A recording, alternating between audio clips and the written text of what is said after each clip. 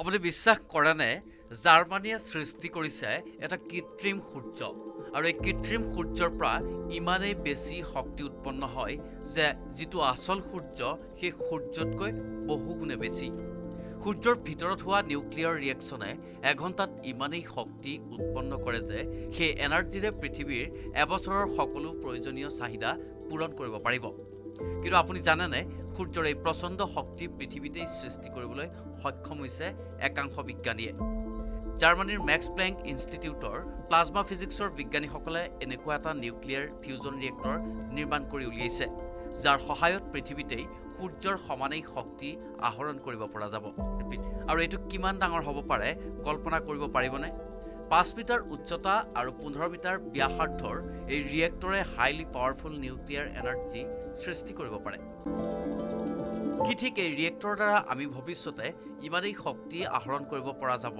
যে সূৰ্যৰ প্ৰয়োজন নোহোৱাকৈ শক্তি আহৰণ কৰিব পাৰিব পৃথিৱীয়ে ডাঙৰ ডাঙৰ মহাকাশযান নিৰ্মাণ কৰি অসুবিধা নোহোৱাকৈ ইণ্টাৰষ্টেলাৰ চিভিলাইজেশ্যনৰ দিশেও আগবাঢ়ি যাব পাৰিব মানৱ জাতি কিন্তু কেতিয়াবা আপুনি ভাবিছেনে সূৰ্যৰ পৰা ইমান শক্তি কেনেকৈ উৎপন্ন হয় আপুনি নিশ্চয় স্কুলত পঢ়িছিল নিউক্লিয়াৰ ফিউজন ৰিয়েকশ্যনৰ কথা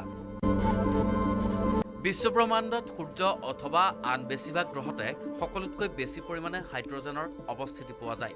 বিশ্বব্ৰহ্মাণ্ডত পোৱা হাইড্ৰজেন মৌলটো হৈছে প্ৰাথমিক আৰু প্ৰয়োজনীয় মৌল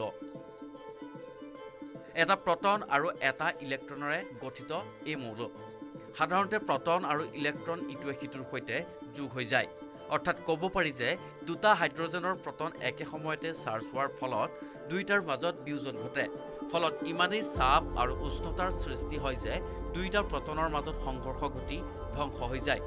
আৰু সেই প্ৰক্ৰিয়াকে অৱলম্বন কৰি বিজ্ঞানীসকলে যেতিয়া এই প্ৰক্ৰিয়াটো পৰীক্ষা কৰিলে তেতিয়া পোহৰলৈ আহিল যে সংঘৰ্ষৰ পিছত যিটো অণুৰ সৃষ্টি হয় সেইটো ইণ্ডিভিজুৱেলি কণাৰ ভৰতকৈ কম হয় অৰ্থাৎ কিছুমান অংশ শক্তিলৈ ৰূপান্তৰিত হৈ মুকলি হৈ যায় যাক কোৱা হয় নিউক্লিয়াৰ ফিউজন এনাৰ্জি বুলি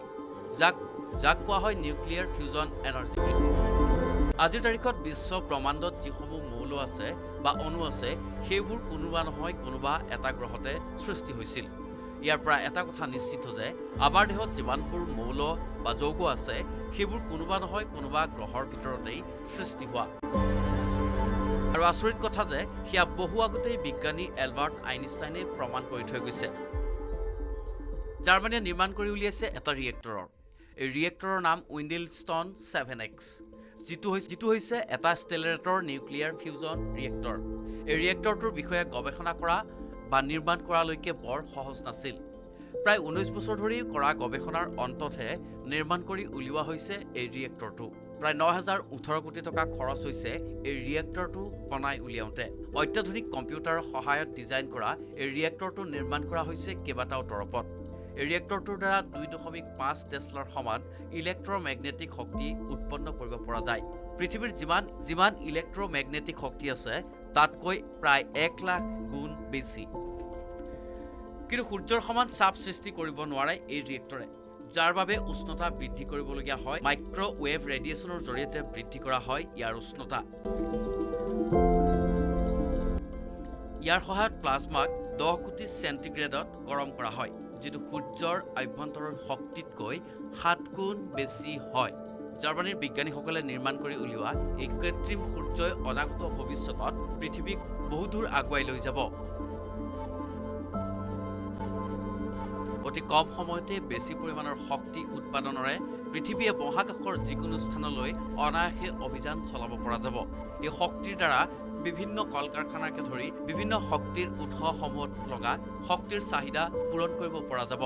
অৱশ্যে এতিয়াও এয়া পৰীক্ষা নিৰীক্ষাৰ পৰ্যায়তে আছে অনাগত যিসমূহ পৰীক্ষা নিৰীক্ষা সম্পন্ন কৰিবলগীয়া আছে তাৰ পিছতহে জাৰ্মানীৰ বিজ্ঞানীসকলে বিশ্ববাসীৰ আগলৈ উলিয়াই আনিব এই কৃত্ৰিম সূৰ্যৰ কথা